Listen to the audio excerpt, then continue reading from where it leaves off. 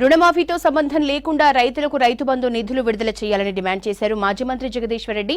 రుణమాఫీ పేరు చెప్పి మిగతా హామీల నుంచి పారిపోయే ప్రయత్నం ప్రభుత్వం చేస్తోందన్నారు. రాష్ట్రంలో నదుల్ని ఇసుక మాఫియా తోడేస్తూ ఉంటే ఏం చేస్తున్నారని విమర్శించారు. ప్రభుత్వంపై బురద జల్లేందుకు విద్యుత్ కొనుగోళ్లపై విచారణ చేస్తున్నారన్నారు జగదీశ్వర్ రెడ్డి. తెలంగాణ రాష్ట్ర ప్రభుత్వం ఇచ్చిన హామీలను నెరవేర్చలేక తప్పించుకునే ప్రయత్నాలు చేస్తూ వాయిదాల మీద వాయిదాలు వేసుకుంటూ చివరికి దేవుళ్లపైన ప్రమాణం చేసి కూడా వాయిదా తీసుకొని మళ్ళీ తప్పించుకోవడానికి ఇవాళ క్యాబినెట్ సబ్ కమిటీ ఏర్పాటు చేసినామని ఇంకోటని చెప్పి డ్రామాలు చేస్తూ ఉంది. మేము ప్రభుత్వాన్ని డిమాండ్ చేస్తూ ఉన్నాం. తెలంగాణ రైతుల తరఫున ఎట్టి పరిస్థితులలో కూడా రైతు బంధు కార్యక్రమాన్ని ఆపడానికి వీల్లేదు.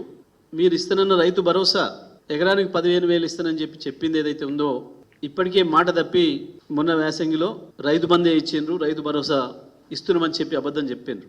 రైతు భరోసా ప్రారంభం చేసినామని చెప్పి స్వయంగా ముఖ్యమంత్రి గారు మాట్లాడిండ్రు. మరి మీరు చేసింది రైతు భరోసా అయితే మళ్ళీ వాళ్ళ ఎందుకు దానిపైన క్యాబినెట్ సబ్ కమిటీ వేస్తున్నట్టు? క్యాబినెట్ సబ్ కమిటీ యొక్క ఉద్దేశం ఏంది? మేము ప్రారంభం చేసినామని చెప్పి అట్టహాసంగా మీరు అందరూ కూడా మేము ఆనాడు చెప్పినాం, మీరు చేసేది రైతు భరోసా కాదు, రైతు బంధును కొనసాగిస్తున్నారు, కేసీఆర్ గారు ఇచ్చిన రైతు బంధును కొనసాగిస్తున్నారు అని చెప్పినాం. మేము ఇవాళ మళ్ళీ డిమాండ్ చేస్తున్నాం, వెంటనే ఈ పాటికి రైతు బంధు వేయాల్సి ఉండే.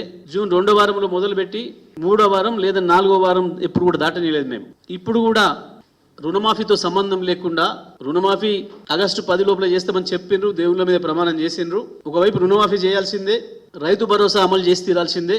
నేను తెలంగాణ రైతాంగాన్ని కూడా విజ్ఞప్తి చేస్తున్నా, ఇది మోసపూరిత ప్రభుత్వం, అబద్ధాల ప్రభుత్వం. కేవలం గ్యారెంటీలు ఇచ్చి ప్రజలకు ఆశలు చూపి మోసం చేసింది తప్ప ఇప్పటికి కూడా ఇంకా రైతులకు మహిళలకు ఇచ్చిన 2,500 పెన్షన్ మీద మాట్లాడడం లేదు, 4,000 రూపాయల పెన్షన్ మీద మాట్లాడడం లేదు, వికలాంగులకు ఇచ్చిన 6,000 పెన్షన్ మీద మాట్లాడడం లేదు.